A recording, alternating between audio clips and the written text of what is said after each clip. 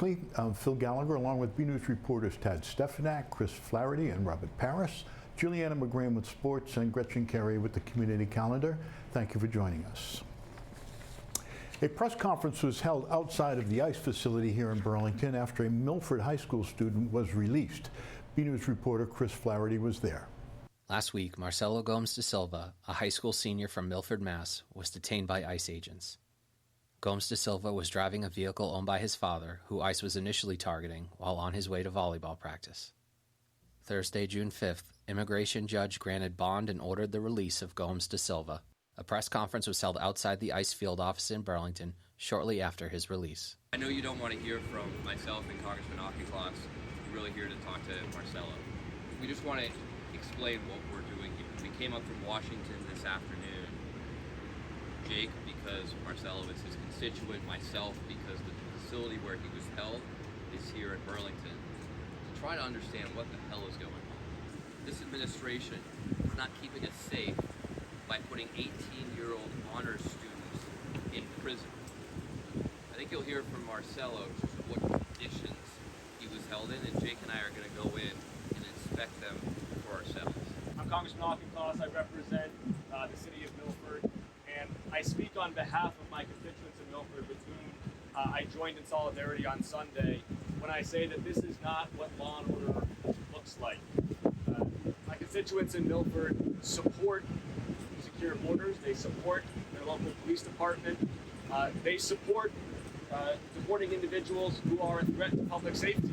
They do not support harassing a high school student carpooling to his volleyball practice, who's an honors student, who is a member of his high school band. That does not make the community safer. I obviously want to tell my story, but my dad always taught me to be humble, and my dad always taught me to put other people first.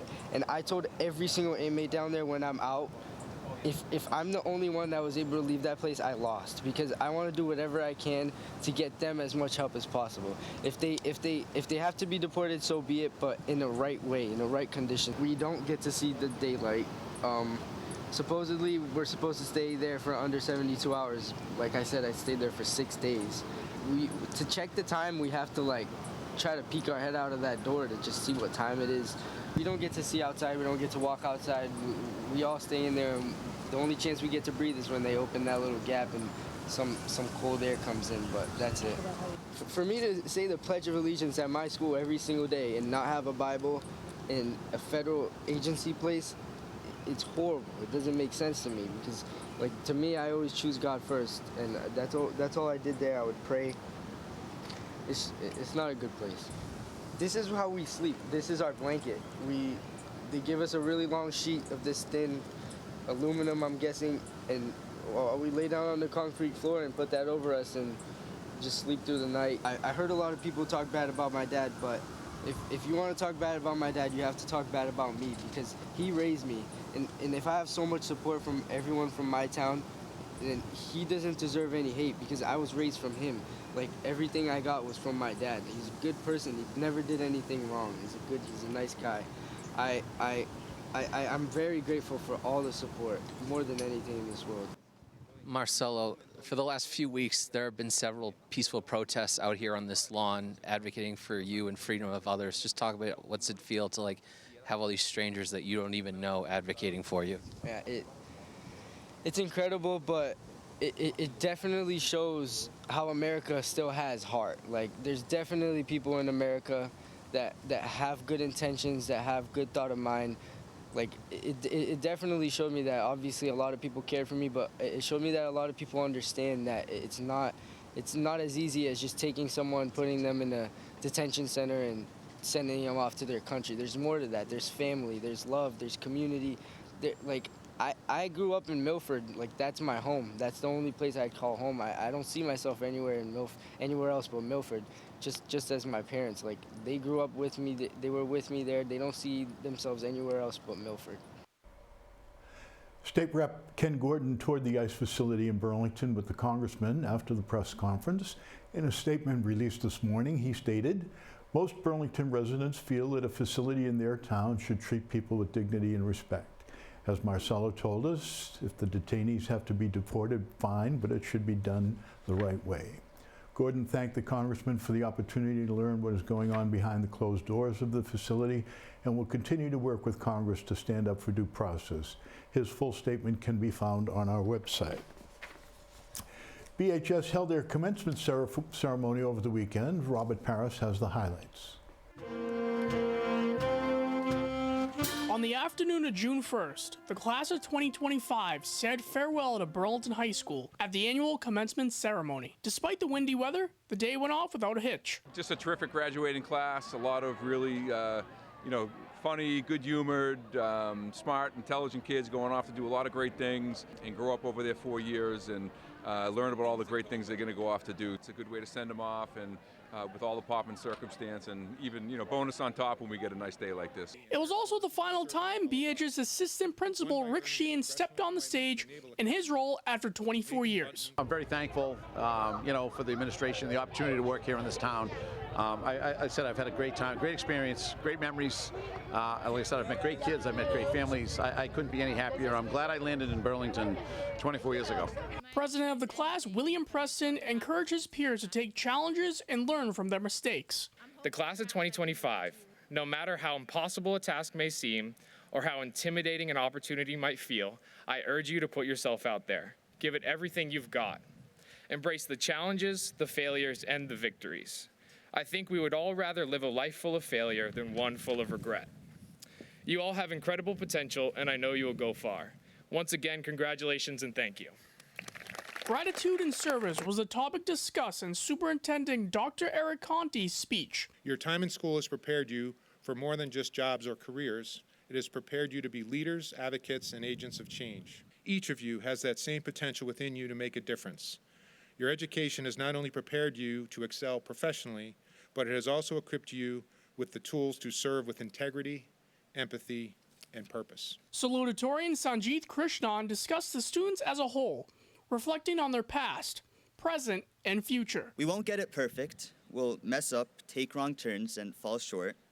But I'm sure if we stay true to those two voices, the one that dreams and the one that remembers, we will all land somewhere good.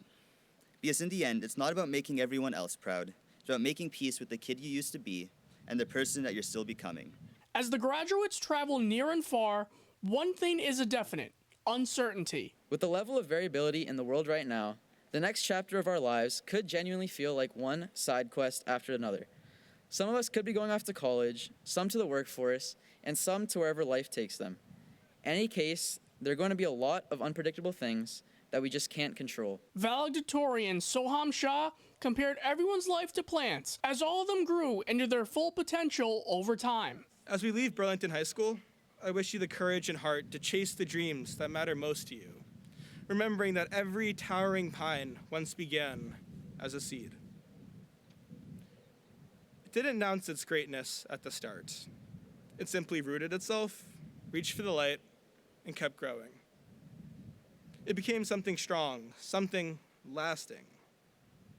And that tree reminds us, greatness doesn't shout. It grows with patience, quiet determination, and the courage to keep going, even when no one's watching. Congratulations, class of 2025. Remember, the future is what you make it. From Varsity Field, I'm Robert Paris for BNEWS Weekly.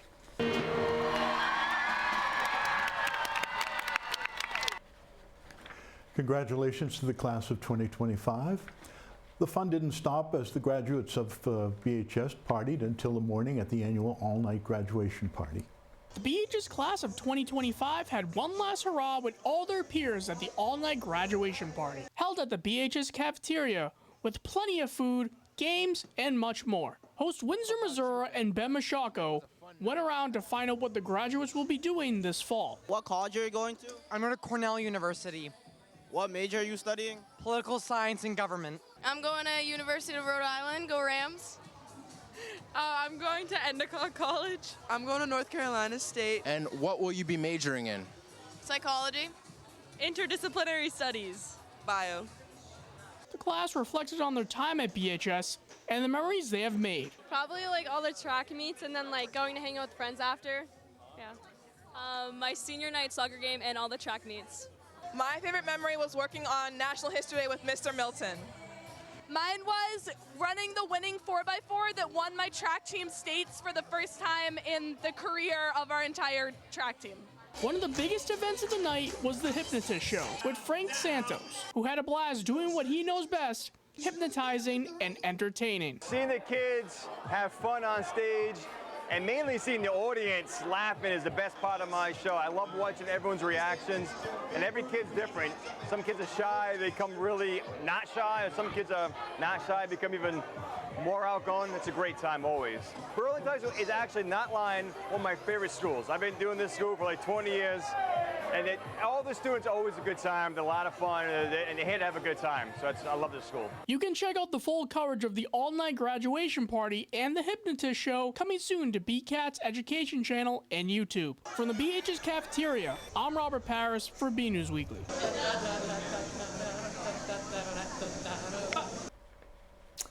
A ceremony was held outside the Burlington Town Hall Annex for the dedication of a special bench to honor longtime Burlington public servant Paul Raymond for over 50 years of public service. Let's have a look.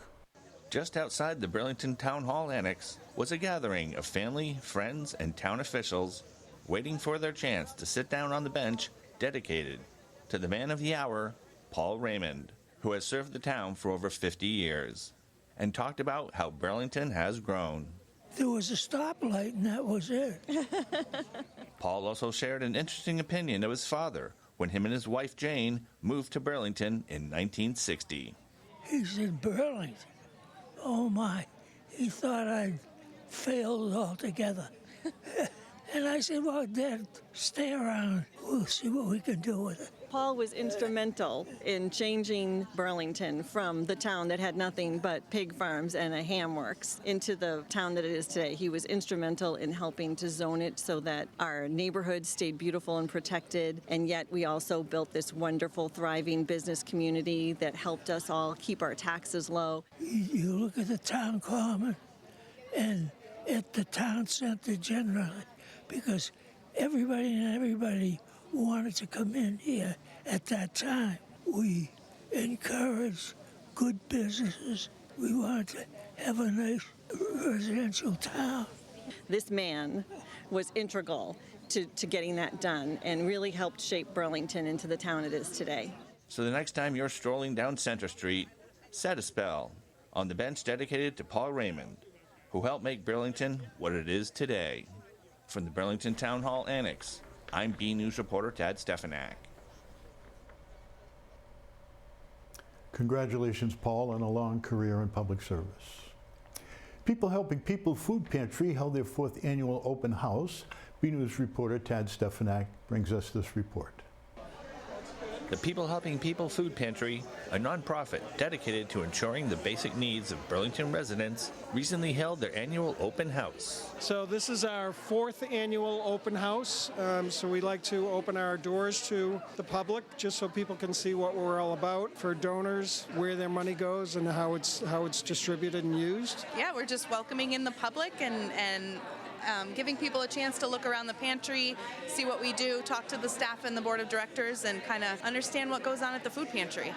Definitely an uptick in the number of families we see coming in week to week, as well as new families that are signing up for our services. Continues to be challenging to get food, particularly from the Greater Boston Food Bank. A lot of their funding comes from the USDA, so there are little cutbacks there. So it's challenging, but we're making it through. It's gotten very, very busy. We've seen a huge increase in need over the last probably 6 to 12 months, but we're doing okay. We are keeping up with it. We're able to get more donations. So we do rely pretty heavily on private donations from the public. That's probably our primary source. But we also have, grants that we apply for, as well as corporate money that comes in from various companies and foundations. Because of the community's support, we have the ability to purchase food that we need to serve the public. Donate what you can to the great cause of people helping people. From the Burlington Food Pantry, I'm BNews reporter Tad Stefanak. Made in Burlington, the place to find handmade gifts, crafts made by artists in the Burlington area, has announced they will be closing their storefront location on June 21st. Made in Burlington emerged as an online forum to promote local crafters and artisans during the pandemic when craft fairs and large public events were not possible. The following year, they opened a storefront at Wayside Shopping Center and remained there until earlier this year when they relocated to the Burlington Square Plaza, commonly known as the Tower Records Plaza. The building owners have decided to merge our space with the now empty Vitamin Shop next door. And while the news was unexpected, we truly believe it opens the door to some amazing new possibilities, Lorena Smith, owner and founder of Made in Burlington, said in a Facebook post. This is not the end of Made in Burlington, however. Smith and her team will be taking the summer to regroup and reimagine the future of Made in Burlington, which may include more artisan marketplaces and holiday pop-up later in the year. All of Made in Burlington's crafters can still be found on their social media and website. The much anticipated Holy Cow ice cream opened its doors recently on 3rd Ave. The New England ice cream shop is known for its creative and award-winning flavors. We visited the shop on opening day. We all scream for ice cream. The award-winning Holy Cow Ice Cream Cafe has recently opened its new location here on 3rd Ave in Burlington. We started in 2014 in Gloucester, Massachusetts. Didn't expect to open up an ice cream business, but I bought this property that had an abandoned ice cream shop that was attached to it.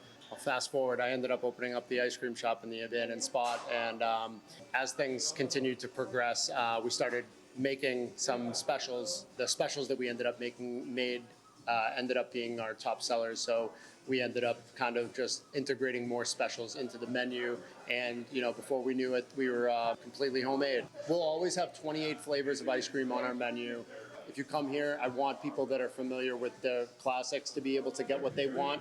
And I also want to be able to have people come in here to get stuff that they can't get anywhere else. We were very excited to join the Burlington community. I grew up, 15 minutes down the road, and I've always loved coming to the Burlington Mall, coming to Burlington in general. It's a very vibrant commercial district. Like there's always something going on everywhere. And when we found this location at 3rd Ave, it was a no-brainer that we wanted to open up here. Until next time, this is Chris Flaherty for BNEWS Weekly. Northeastern University is growing its Burlington campus and its investment in life sciences with the purchase of the Burlington BioCenter at 4 Burlington Woods Drive.